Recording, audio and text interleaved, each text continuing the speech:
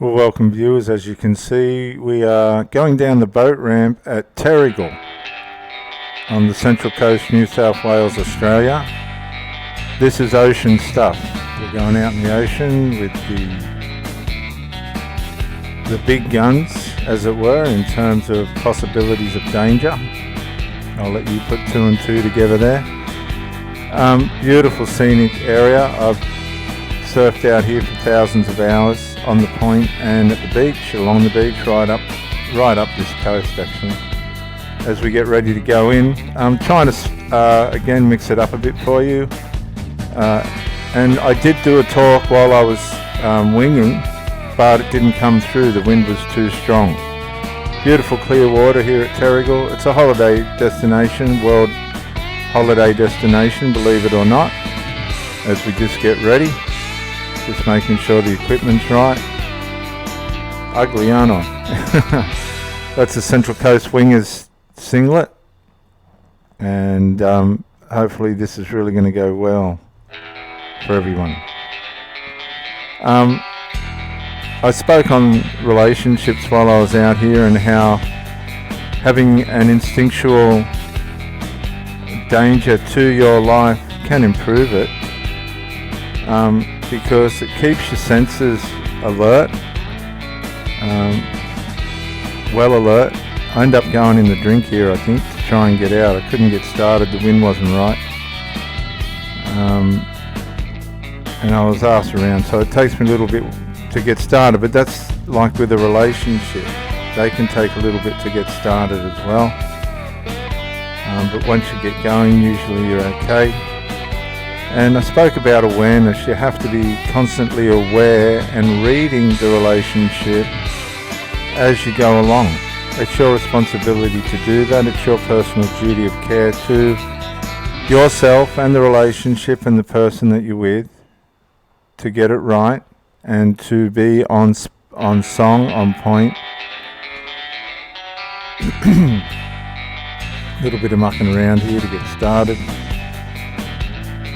Lady in the background trying to get across the rocks. They had a bit of trouble back there, I remember. But we're on our way now. We're heading out past the boat ramp into the ocean.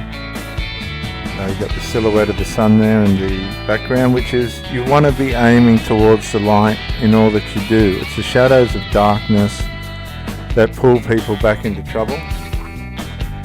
And you want to get out of the clutches of the darkness in your life. That's what you want to do, because that's going to impact your relationship, and you want to come as the most transparent and best version of yourself that you can be, to reduce things that can sabotage the relationship through you. Yes, we can sabotage our relationships by a lack of preparation, personal preparation, inconsiderateness,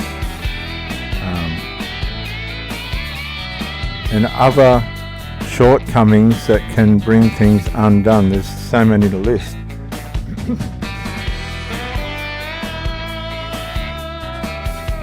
Just getting prepared there.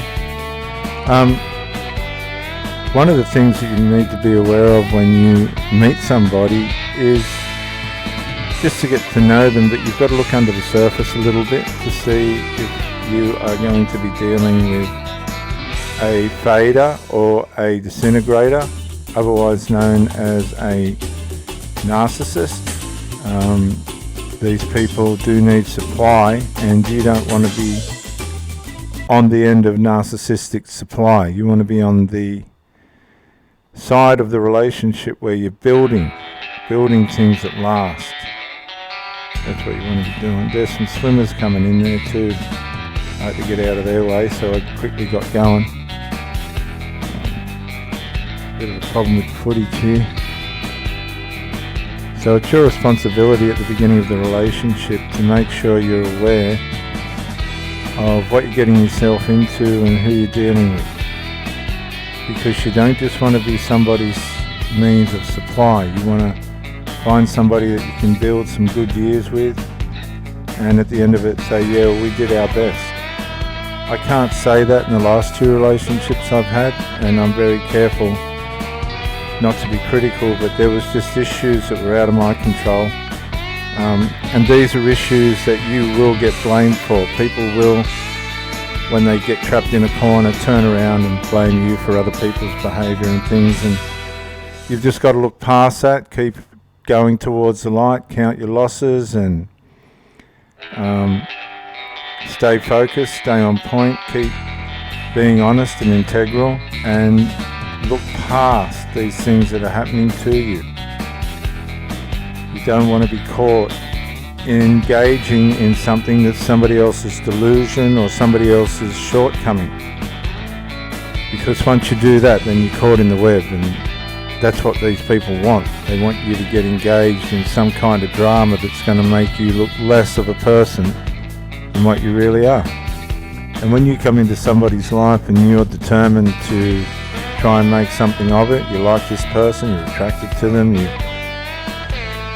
on the same wavelength as them, that gives you and them every opportunity to build something real and something great. Because relationships are about power, they're not about stress. Let's get this right. Yeah, there's going to be things where you need to talk things through and work things out with each other, but at the end of the day, the relationship's not about stress and trauma and trying to work out what's wrong with this person and why is this happening. No, the relationship's about building one another, being there for one another, listening to where the other person's at, being available, being willing to listen and share and comment and provide intimacy and comfort for that person. Whereas a narcissist just comes for supply. They're just coming for what they can get. And that's sad, but that's the way it is. It's no point complaining about it. That's where your duty of care towards yourself is important. Yeah, the last thing you want to be going through is stress with a new partner. You don't want to be making stress for a new partner, and this is where we need to be on our game and need to be on point. We need to have personal preparation, mentally, emotionally, spiritually, and physically, so that if we do meet someone that's going to be of our same vein. Hey, Frankie! Oh, that was Frankie going past. You can then allow them to see you in a transparent way. They might not like everything about you. They might not like you. But if you've been transparent and you've turned up with the best of yourself on the table, there's not much more you can offer at my age. I'm 57 going on 58. I really am not at a stage in my life where I can be mucking around with people that just don't know if they're coming or going or not. There's all the jelly blubbers there, and in I go. Yep. Fortunately I didn't get stung. I don't know how. Look at them all. They're everywhere. They're coming out through the rip. The rip runs out there, so it takes everything out with it. Yeah, you want to be transparent so you can turn up and bring the best part of yourself to the table for the person that you're seeing. And you don't want to pedestalize that person either. You want to have your eyes wide open as well, because you want to see if this person's going to be the right person for you. You don't want a fader or somebody that's going to disintegrate. You want somebody that's going to last and stand the test of time and be there for you and be compassionate, and someone that you find yourself attracted to mentally, emotionally, spiritually, and physically. Yeah. And in this day and age, that's pretty well hard to find. And we're going in. Way. A little bit of a come off there. Hit some chop. And just start again. And this is what will happen in relationships, viewers. You'll hit chops and you'll hit things that you didn't see coming. And it's on me to get this right. And it'll be on you to get your part of the relationship right. And that's just how it is. If you want the easy way out in life, don't have a relationship. Just stick with yourself. I could stick with myself and be perfectly fine. I don't need or have to have a relationship. I just want a purpose in my life where I'm investing in somebody else, as it were, with quality and quantity and reciprocation. You want to be able to give, take, care and share on a constant basis, not just when it suits you. But you can't smother and you can't, overtake the other person either. In my last relationship, there was a system that we had going on that worked really well, where she'd come to my place and I'd go to her place. Unfortunately for her, that got ruined by some hostile adult sons. Particularly one, I'm not sure about the other one, the scapegoat one. But the golden child most definitely pulled the carpet out from underneath his mother in this relationship. I just didn't want to tolerate it anymore. The darkness has got a way of trying to overtake the light. And if you buy into other people's darknesses and start entertaining their idealisms and the way they're seeing things, if they're wrong, you're going to be asking and inviting them into areas of your life where they don't belong and shouldn't be at all. They just shouldn't be there at all. And this is what they want. They want to not only triangulate you, they want to entangle you. And that way, if they can get a conviction on you, a domestic conviction, as it were, in a way of assassinating your character or undermining you in front of the mother or whoever you're with, the father, then that gives them fuel and an ability to take you out. That's what they want. Because they want the supply, the attention back from, in my case, the mother. And I'm talking about adults in their mid-20s to 30s. They want the attention of their mother. I've had intense counselling about this because I just couldn't get my head around it. And I'm not going to criticise it, each to their own. But it definitely wasn't a place where I belonged.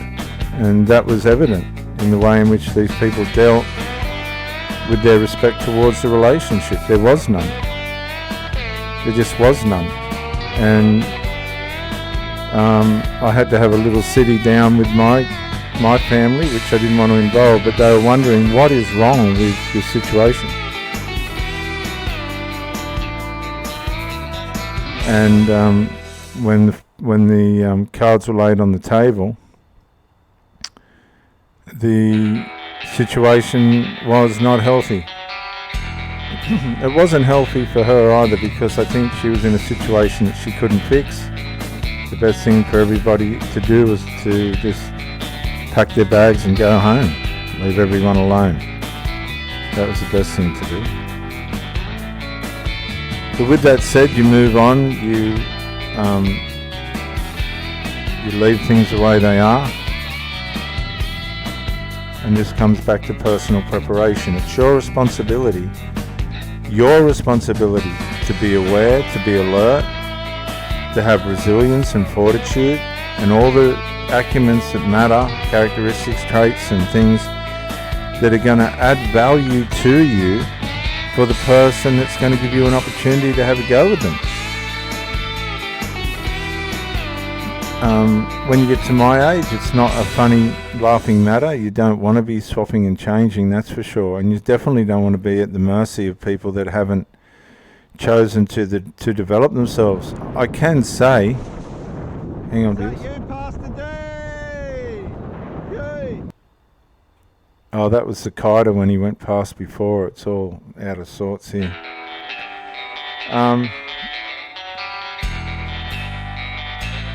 You want to present yourself. Again, it's all about personal presentation. There goes another winger there. Good footage.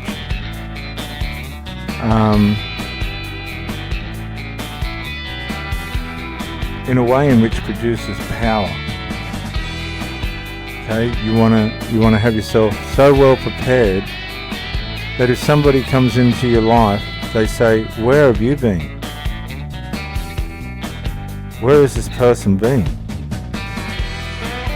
You don't want to have a guessing game about, oh no, I don't know if this person's alright or that person's alright. You want to be coming in sharp, on point, prepared physically, emotionally and mentally, and so that when you meet somebody, they're impressed. Oh yeah, they're impressed, man. And it's by nature of the way in which you live. It's not a false love bomb presentation of yourself. It's just by the way of the nature in which you live. But if you're just sitting around and drinking grog and smoking dope and smoking cigarettes like a steam train coming out of Hawkesbury River through the Woy Woy Tunnel, you're going to be very lucky to find someone that's going to tolerate you, particularly at my age. And I'm not sure if your body will function anyway, if that's how you're treating it. At my age, I'm 57 going on 58, and I'm running it hard. I'm not going to give in. I'm going to fight all the way to the end for health and a good presentation of myself, because there's a lot of competition out there, man. I want to meet someone. There goes the kiter, Dean. Good footage. I want to meet someone that's really going to say, "Look, you're my man, and let's make this work." And do the things that are going to prove that. You know, it gets a little bit hard after a while when you're meeting people and they're just making it difficult for themselves and for you, and you don't need that stress, guys. And that's where your awareness and your focus and your self-alert triggers and things need to be on point and on song. And if they're not, it's on you. It's going to come down to your ability to understand and realize whether you're in the right place or not. You've got to be on point. You have got to be on song. And if you're not, then that's the level of which you're going to work with. And that could leave you very lonely. And that really doesn't matter how old you are. If you're mucking around as a you know, in limbo, and you're not making the effort, who do you want to attract? What quality of person do you want? Because you've got no right to ask for a quality of a person that's more than what yours is. That's not fair on them, that's not fair on you. We get what we deserve, and what we deserve is what we'll be able to cope with.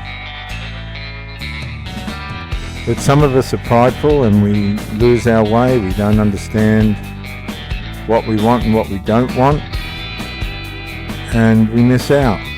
We miss out on everything because of our pride. You've been with Reverend Dr. J.W. Morrison. I think, am I going again? Oh, I'm going to go again, am I?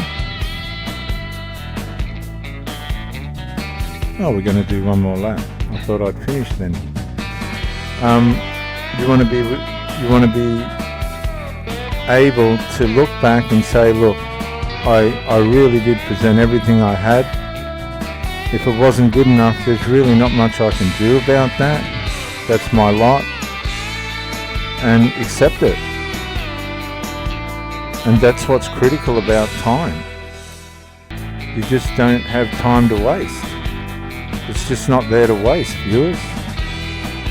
You've got to make the most of the time that you've got. And that's, a lot of that will be preparation.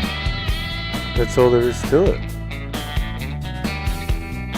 We want everything immediately, like driving through McDonald's. It doesn't work like that. That's why people are getting hurt and maimed and harmed and, you know, all that.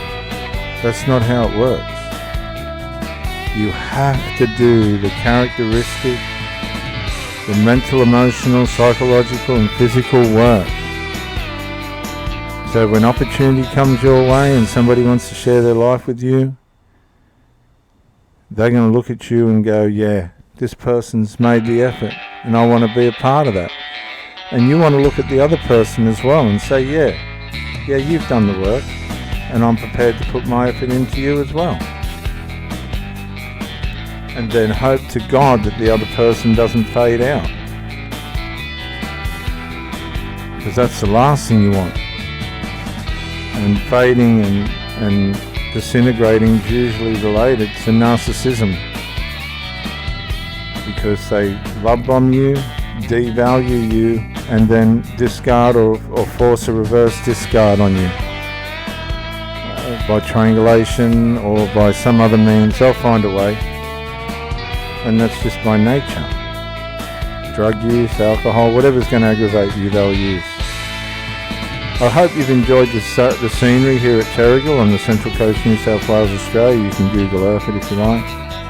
I've certainly enjoyed having you with me, and if you've enjoyed this video, I just pray in the name of the Lord that you will get up out of your seat, get up out of your head, and make a real great effort to be the best version of yourself as you can.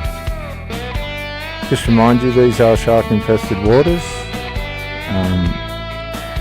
You're Reverend Dr. J.W. Morrison. Thank you for joining me, and bye for now.